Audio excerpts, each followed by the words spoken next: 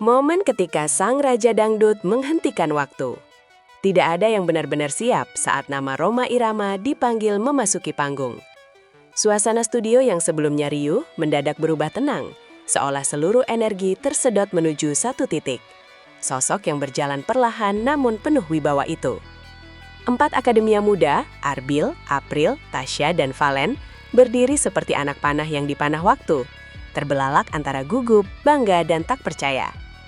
Lampu-lampu panggung meredup, menyisakan cahaya perlahan yang mengikuti langkah Pak Haji, menciptakan siluet yang begitu ikonik, seolah sejarah dangdut itu sendiri sedang berjalan di antara mereka. Ketika ia mulai berbicara, suaranya tidak hanya terdengar, tetapi bergema, menyelinap ke setiap relung hati, membuat siapapun yang mendengarnya seperti sedang duduk di ruang kecil, tempat nasihat penting disampaikan. "Saya panggil cucu-cucu," katanya. Sebuah kalimat sederhana yang melelehkan tegang, membuat keempat akademia menunduk tersenyum, merasakan kasih sayang seorang maestro senior yang berbicara bukan sebagai idola, bukan sebagai legenda, tetapi sebagai seseorang yang ingin melihat generasi penerusnya tumbuh dengan kokoh. Pada momen itu, studio tidak lagi sekedar lokasi kompetisi. Ia berubah menjadi ruang sakral, tempat sejarah, doa, dan harapan menyatu menjadi satu. Sejenak, dunia seperti berhenti bergerak untuk memberi ruang bagi nasihat pertama dari seorang raja. Ketika ayat suci mengubah atmosfer panggung. Begitu kalimat "A'udzubillahi minasyaitonirrajim" meluncur dari bibir Rhoma Irama, suasana panggung yang semula meriah berubah menjadi teduh dan penuh ketenangan. Sorot lampu yang bergoyang lembut memantulkan cahaya ke wajah para peserta, menciptakan nuansa seolah mereka sedang berada dalam majelis ilmu, bukan sebuah kompetisi besar. Ayat suci dan petuah yang mengikutinya melayang seperti angin sejuk yang menyapu dada para akademia yang sebelumnya dipenuhi tegang. Allah tidak akan mengubah nasib seseorang kecuali dia berjuang dan berdoa, ucap Pak Haji. Dan pada kalimat itu, 4 akademia merasakan dada mereka bergetar, seakan seluruh perjalanan mereka selama ini, air mata latihan, malam-malam panjang, kegagalan kecil, mimpi besar, tiba-tiba mendapat makna baru. Penonton yang semula bersorak kini terdiam. Ada yang menunduk, ada yang menatap kosong, ada yang menggigit bibir menahan haru. Kamera televisi menangkap wajah-wajah itu dengan sempurna, menunjukkan betapa kata-kata seorang legenda masih memiliki kekuatan untuk menenangkan keributan jiwa yang paling dalam. Dan ketika kalimat itu berakhir, semua orang tahu, nasihat itu tidak akan hilang begitu saja. Ia akan tinggal, akan tumbuh, dan mungkin akan menjadi fondasi langkah besar mereka berikutnya. Filosofi berakit-rakit yang menghidupkan tekad baru. Pantun klasik yang diucapkan Rhoma Irama malam itu bukanlah pantun biasa. Ia bukan sekadar ungkapan yang sering terdengar dalam pesan-pesan motivasi, tetapi meluncur dengan bobot yang membuatnya terasa seperti warisan budaya, nasihat turun-temurun yang baru saja diserahkan kepada para akademia. Berakit-rakit ke hulu, berenang ke tepian. Kalimat itu terasa seperti gambaran perjalanan mereka, latihan panjang, malam tanpa tidur, tekanan publik, dan ketakutan gagal yang selalu mengintai. Sakit-sakit dahulu, bersenang-senang kemudian. Ketika kalimat itu meluncur, tampak April menghela napas panjang, Valen menegakkan dada, Arbil mengepalkan tangan, dan Tasya memejamkan mata sejenak. Mereka meresapi, mencoba memahami bahwa semua rasa pedih dalam perjalanan ini bukanlah beban, tetapi fondasi dari sesuatu yang kelak akan mereka banggakan. Nuansa panggung yang semula meriah berubah menjadi ruang refleksi yang memaksa semua orang bertanya pada diri mereka sendiri. Sudah sejauh apa perjuangan ini? Musik latar yang lembut ikut menambah dramatis suasana. Dan ketika Pak Haji menutup dengan kalimat, namun tetap berjuang dan berdoa, ruangan terasa seperti diberi napas baru, sebuah tekad yang tumbuh tanpa perlu disampaikan dengan suara keras. Saat April menangis, dan seluruh studio ikut merasakan getarannya. Tangis April bukan tangis biasa. Ia bukan sekadar air mata seorang finalis yang gugup atau tersentuh oleh kehadiran idola. Itu adalah tangis seseorang yang merasakan seluruh perjalanan hidupnya terakumulasi pada satu malam. Malam ketika ia berdiri 1 meter dari sosok yang membentuk masa kecilnya, masa remajanya, bahkan mimpinya. Ketika kamera menyorot wajahnya, air mata itu tidak hanya jatuh, tetapi menyampaikan cerita panjang tentang seorang gadis dari Cirebon yang tumbuh dengan suara Rhoma Irama mengisi rumahnya. Suaranya bergetar ketika ia berkata, "Saya tumbuh dengan alunan lagu Pak Haji." Dan pada kalimat itu, seluruh studio merasakan ketulusan yang luar biasa.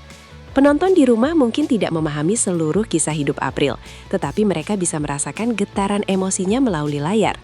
Rhoma Irama menatap April dengan senyum halus, senyum seorang ayah yang melihat anaknya telah tumbuh dengan baik, senyum pemberi restu yang tanpa kata mengatakan, kau boleh melangkah sejauh yang kau mau. Pada momen itu, seluruh kompetisi mendadak terasa kecil.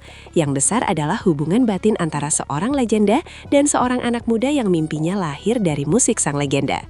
Malam itu, air mata April bukan tanda kelemahan, melainkan bukti bahwa mimpi yang tumbuh dari ketulusan selalu punya ruang untuk hidup. Valen dan beban besar yang tak terucap. Valen berdiri sedikit di belakang, menunggu gilirannya berbicara, tetapi dari sorot matanya jelas terlihat beban besar yang ia pikul malam itu. Ia bukan hanya wakil Pamekasan, ia membawa harapan satu kampung, satu keluarga, dan satu masa kecil yang penuh mimpi yang ia genggam erat hingga hari ini. Ketika langkah kecilnya maju ke depan, lampu panggung memantulkan bayangannya yang tampak lebih besar dari tubuhnya sendiri. Seolah menunjukkan bahwa tanggung jawab yang ia bawa lebih berat daripada yang terlihat. Pak Haji, mohon doa untuk menghadapi top 4, ucapnya dengan suara yang ia tahan agar tidak pecah. Di balik nada tenangnya, terasa gemuruh kecemasan yang sulit ia sembunyikan. Valen tidak pernah meminta kemudahan, ia hanya meminta kekuatan. Dan ketika ia menunduk tanda hormat di hadapan Rhoma Irama, terlihat jelas betapa dalam tekadnya untuk menjaga martabat dangdut, genre yang ia cintai sejak kecil. Sorakan penonton yang memecah keheningan bukan hanya bentuk dukungan, tetapi pelukan energi agar Valen tidak runtuh oleh tekanan besar yang menunggu esok hari. Ia kembali ke barisan dengan wajah yang tampak lebih tegas, seolah restu seorang legenda baru saja menambah satu lapis kekuatan di dalam dirinya. Arbil dan tekad mendalam anak asahan. Ketika Arbil maju, ia melangkah dengan gaya khasnya, tenang tetapi penuh kepercayaan diri yang tidak dibuat-buat. Namun di balik ketenangan itu, ada kisah panjang yang membuat suaranya malam ini terdengar lebih bergetar daripada biasanya. Dangdut sudah mendarah daging dalam diri saya, katanya pada Rhoma Irama. Kalimat itu sederhana, tetapi terasa seperti pembacaan sumpah seorang pejuang musik. Arbil bukan sekadar peserta kompetisi, ia adalah anak muda dari asahan yang membawa identitas daerahnya kemanapun ia pergi. Saat ia bicara, Rhoma Irama menatapnya dengan perhatian penuh, seolah melihat bayangan masa kecilnya sendiri pada sosok Arbil, seorang anak yang ingin menjadikan musik sebagai jalan hidup, bukan sekadar hobi. Ketika Arbil memohon doa, suaranya sedikit pecah, menciptakan keheningan emosional yang melintasi seluruh studio. Ia tidak hanya meminta restu untuk menang, tetapi untuk tetap setia pada dangdut yang menurutnya tidak mengenal batasan. Dan pada saat ia kembali ke posisinya, tepuk tangan panjang mengiringinya, menandakan bahwa malam itu ia bukan hanya berbicara kepada seorang legenda, tetapi kepada sejarah dangdut itu sendiri. Tasya dan Janji mengusung estafet dangdut. Tasya maju dengan langkah ragu, bukan karena takut, tetapi karena terlalu banyak rasa syukur yang ingin ia ucapkan, sehingga ia takut suaranya tak sanggup menahannya. Terima kasih banyak kepada Pak Haji karena sudah mengizinkan kami menyanyikan lagu-lagunya, ucapnya perlahan. Kalimat itu terdengar seperti penghormatan dari generasi muda kepada sang guru besar musik dangdut.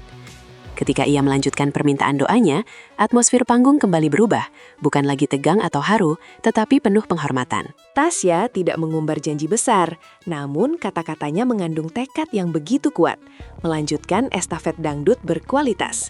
Ia ingin menjadi penerus generasi emas yang dulu dibangun oleh Rhoma Irama, bukan dengan meniru, tetapi dengan menjaga akhlak dan kualitas. Rhoma menatapnya dengan senyum tipis yang penuh kasih, merasa bangga melihat ada tunas muda yang memahami bahwa dangdut bukan sekedar denting nada, tetapi warisan budaya. Ketika Tasya selesai berbicara, penonton memberikan tepuk tangan hangat, bukan karena dramatis, tetapi karena ketulusan Tasya terasa begitu nyata hingga menyentuh hati siapapun yang mendengarnya. Pidato Agung Sang Raja Dangdut. Setelah keempat akademia menyampaikan permohonan dan harapannya, Rhoma Irama kembali mengambil mikrofon. Kali ini suaranya terdengar seperti petuah yang turun dari generasi ke generasi. Saya bangga melihat tunas-tunas dangdut ini semakin hebat, katanya. Setiap kata terasa berat, mengendap, dan menyatu dengan harapan jutaan pecinta dangdut di seluruh Indonesia. Ia tidak berbicara sebagai juri, bukan sebagai tamu kehormatan, tetapi sebagai penjaga roh dangdut yang telah puluhan tahun ia bela dengan karyanya. Ia memberi harapan bahwa masa depan dangdut akan semakin bersinar, menjadi tuan rumah di negeri sendiri. Namun di tengah kebanggaannya, Rhoma menyisipkan peringatan penting. Musik bukan hanya hiburan, tetapi memiliki tanggung jawab besar kepada Allah dan manusia. The power of music bisa mengubah karakter manusia, ucapnya. sebuah kalimat yang membuat semua peserta dan penonton seolah menahan napas. Roma tidak hanya mengajarkan teknik bernyanyi, tetapi etika bermusik, moralitas, dan kemurnian niat. Malam itu, pidato singkatnya terasa seperti pengukuhan bagi para akademia, bahwa mereka bukan hanya penyanyi, tetapi calon tokoh besar yang kelak membawa pengaruh pada masyarakat. Makna akhlak mulia yang menggema di dalam studio. Ketika Rhoma Irama menyebutkan tagline bermusik dan menghibur dengan akhlak mulia, ruangan yang penuh lampu gemerlap mendadak terasa seperti ruangan kecil tempat guru memberikan amanat kepada muridnya sebelum naik ke medan perjuangan. Kata-katanya bukan slogan kosong, seluruh hidupnya adalah bukti dari kalimat itu. Para akademia mendengarkan dengan kepala sedikit menunduk, seolah memahami bahwa pesan ini bukan hanya untuk malam itu, tetapi untuk seluruh perjalanan karir mereka. Akhlak mulia bukan sekedar etika berpakaian atau berbicara, melainkan sikap ketika menghadapi ketenaran, tekanan publik, dan godaan popularitas. Rhoma mengingatkan bahwa musik memiliki kekuatan luar biasa, mampu menggerakkan hati manusia, bahkan mengubah hidup. Karena itu, siapapun yang memegang panggung harus bertanggung jawab menjaga kemurnian niatnya.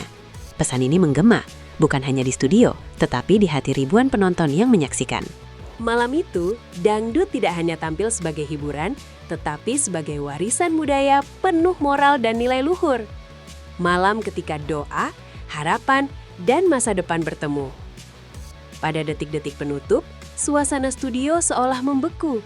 4 akademia berdiri di samping Rhoma Irama, membentuk pemandangan yang sungguh menakjubkan.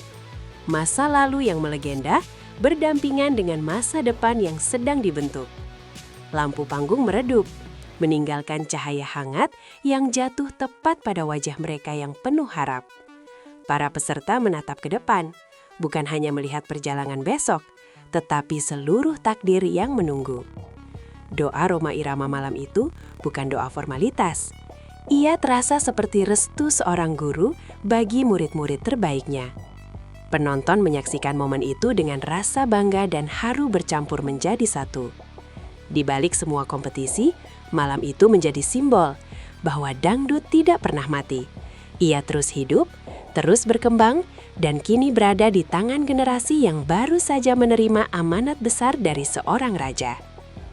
Ketika kamera menjauh dan musik penutup mulai dimainkan, terasa jelas bahwa 4 akademia tersebut tidak lagi berjalan sendirian. Mereka membawa doa seorang legenda, harapan jutaan penonton, dan masa depan dangdut yang menanti untuk mereka taklukkan.